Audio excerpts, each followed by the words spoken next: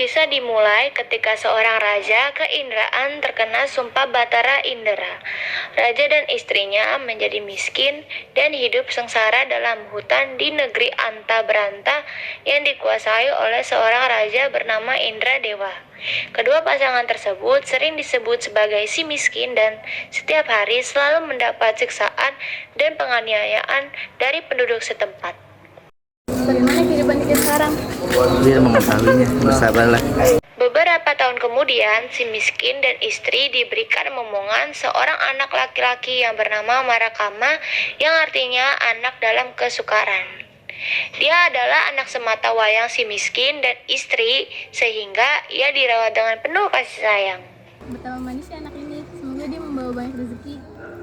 Amin. Lama kemudian, Marakama tumbuh semakin dewasa. Dan pada suatu hari, si miskin berpamitan kepada istri dan anaknya itu untuk pergi bekerja. Jaga ibumu baik-baik ya, selama ayah. Baiklah. Lalu si miskin beranjak dan pergi perlahan menjauh. Setelah dia mulai bekerja, dia menggali sebuah tanah dan tiba-tiba dia menemukan tanjau yang berisi emas. Alangkah terkejutnya dia dan bahkan tidak mempercayainya. Apakah ini semua nyata? Terima kasih Allah telah memberikan harta ini. Dia pun segera pulang dengan buru-buru ingin cepat memberitahu istri dan anaknya itu tentang tanjau yang dia temukan.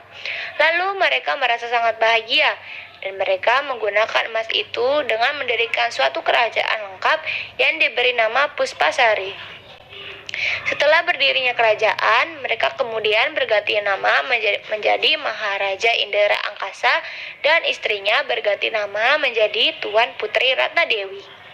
Kebahagiaan mereka bertambah dengan kehadiran seorang anak perempuan bernama Nila Kesuma dengan kehidupan yang lebih baik. Terima kasih Allah telah memberikan harta ini. Akhirnya aku memiliki seorang adik perempuan. Seperti yang dia lakukan oleh Maharaja Indra Dewa yang sangat iri dengan negeri Puspasari dan kebaikan hati rajanya. Dia melakukan rencana jahat kepada keluarga Raja Indra Angkasa. Aku tidak terima dengan kesusahan mereka. Aku akan mencari cara agar mereka jatuh miskin lagi. Dan akhirnya Ali Junum terperangkap pujukan Raja Indra Angkasa dengan menyampaikan ramalan palsu bahwa kedua anak Maharaja Indra Dewa akan mendatangkan celaka bagi orang tuanya. Akibatnya, kedua anak tersebut diminta pergi dari negeri Puspasari. Pergi kalian berdua dari sini, kalian akan cuma membawa celaka. Keduanya berlari ke hutan dan mereka kebingungan entah harus pergi kemana. Anda, kita harus pergi kemana sekarang? Entahlah deh, kakak juga nggak tahu harus kemana. Dan akhirnya mereka terus berjalan sejauh mungkin dan tiba-tiba datanglah angin puting beliung yang akhirnya memisahkan mereka berdua. Ade, kamu di mana? Di sisi sebelah, Nila Kesuma juga menyadari bahwa dia telah terpisah oleh kakaknya Marakama. Setelah Marakama tersesat, tiba-tiba dipertemukannya dengan Cahaya Cairani dan Nenek Kebayan. Nah, apa yang kau lakukan di sini? Sepertinya aku tersesat dan terpisah oleh adikku. Kalau begitu, untuk sementara tinggal bersama kami. Marakama mengangguk dan mengikuti Nenek Kebayan dan Cairani. Marakama hidup bersama Nenek Kebayan dengan menjual bunga.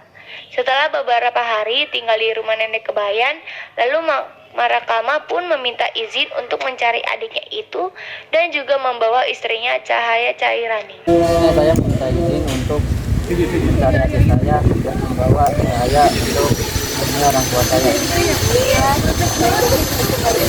Lalu Marakama dan Cahaya Cairani pergi menjauh dari rumah Nenek Kebayan. Tak sengaja di perjalanan, tiba-tiba Marakama melihat seorang gadis yang mirip oleh adiknya. Tentunya benar saja itu adiknya dan dia sangat bahagia bisa bertemu dengan adiknya itu. Apakah kamu baik-baik saja? Iya kak, aku baik-baik saja. Dan siapa kakak di sini? Nah, ini adalah istriku dan kita segera menemui ayah dan bunda.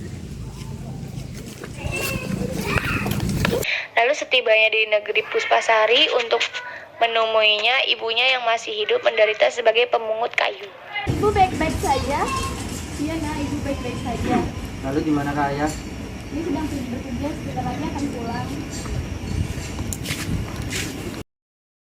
Lalu Marakama meminta kepada dewa untuk mengembalikan negara Puspasari seperti sedia kala dan tidak lama lalu semua itu kembali dengan perlahan dan akhirnya keluarganya hidup bahagia di negeri Puspasari.